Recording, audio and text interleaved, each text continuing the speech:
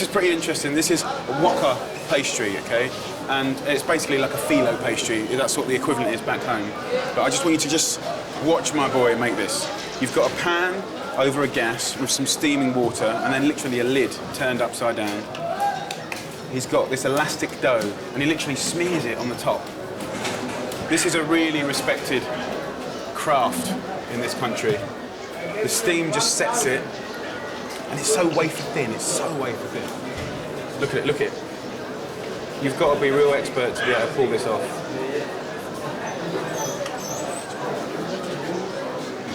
It's such a pleasure to see this. Can you ask him if I'm allowed to have a go? سي محمد هو وانت ما Tell him I'll pay for any damages. قال لك يخلصك ولا يهرس كل شيء.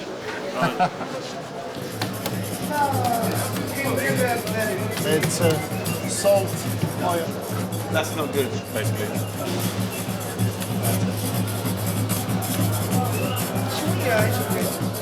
Give me 3 grows. This one's not quite up to scratch. I will get it. I will get it. Yeah. Nothing like backstreet drivers, thank you. Okay, let's go. Come on, baby. Right, let's go again. Okay, that's getting better. I'm getting the hang of it. I'm just starting to feel it. It's like anything, you've got to get comfortable with this stuff. Wax on, wax off. Yes. Feel the force, Luke. No, okay, that's not going to work. No, I've got to do one more.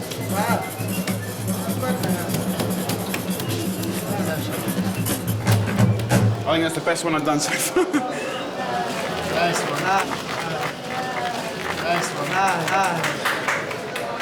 Halfway there. Just another 10 years practice.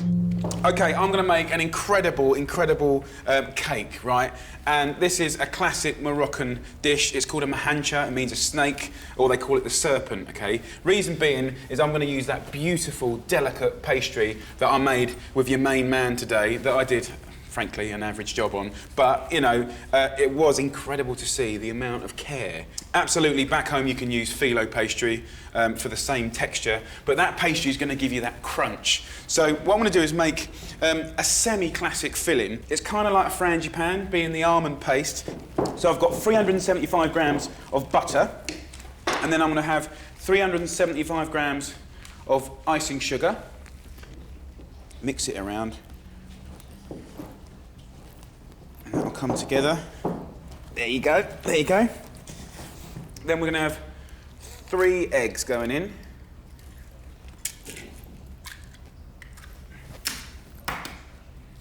Nice free-range eggs. So just fold it to start with. Bit of shell. Roughage. And at this point, see, it looks kind of like it's curdled or, you know, messed up. But the minute that you add your almond powder, and that's 375 of ground almonds, you wait, it will just go into a lovely consistency. I'm going to put literally 1 tablespoon of everyday flour in there. I'm going to put the zest of 1 lemon in there, just to bring it a bit of a zing, you know, bring it to life. Orange, big classic flavour out here. Got some pistachios here. Again, a real classic Moroccan thing. Just gonna mash these up. So, in with the pistachio. And it's got that lovely sort of green hum. And then the rosewater, about 3 tablespoons. And rosewater, I mean, it's a big deal. It's a really subtle kind of Turkish delight sort of rosy vibe.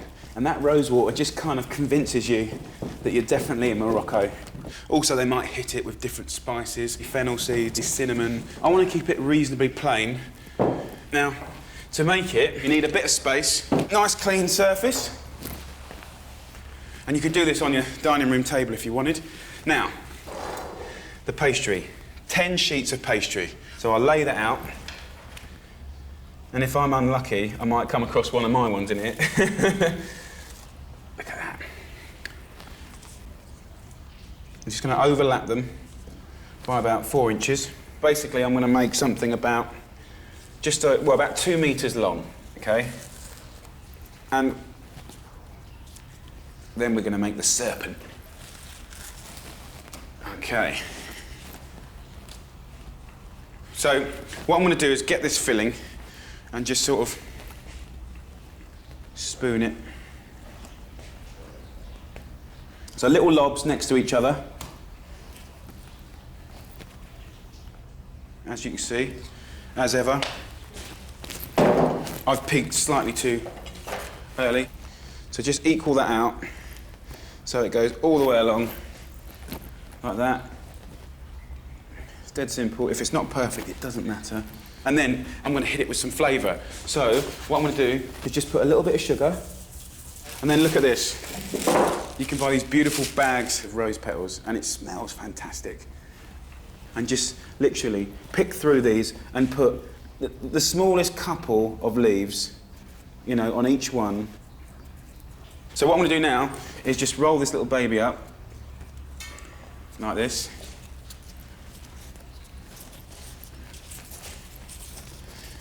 And then it's literally like rolling up a giant cigar.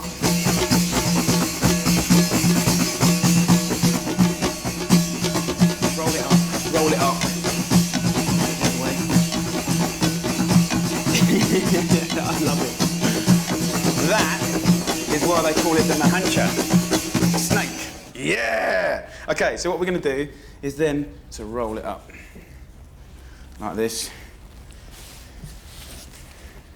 Roll it, roll it, roll it. It's like a snail now.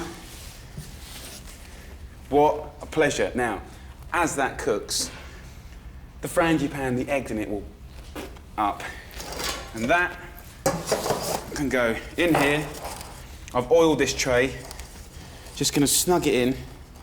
And I'm going to cook that little baby at about 180 degrees Celsius, 350 degrees Fahrenheit for about 40 minutes, 45 minutes, until crisp, golden and delicious.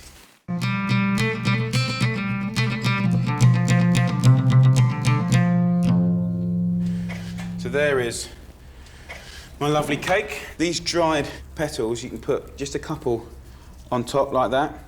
I mean, it does feel quite Moroccan, doesn't it? Beautiful. Time to cut this baby up. Listen for the noise though, that's what it's all about.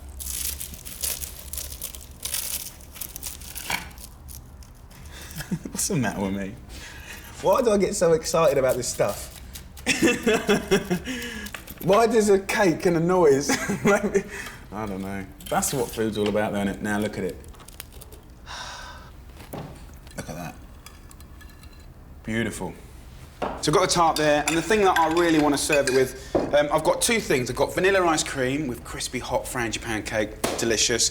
And then to go with the whole Moroccan thing, I've made like a sauce out of dates. Now I've literally got a cup of lovely stoneless dates and 2 cups of orange juice. So I've actually pureed some like this. Right, let's get a bit of ice cream. Like that. Look at that. Like that, that'll be delicious. Sweet date with those lovely oranges.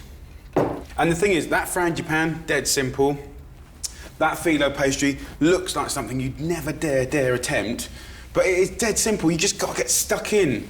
And I think I'm just gonna have to try it now. Bit of the crunchy bit, bit of the ice cream.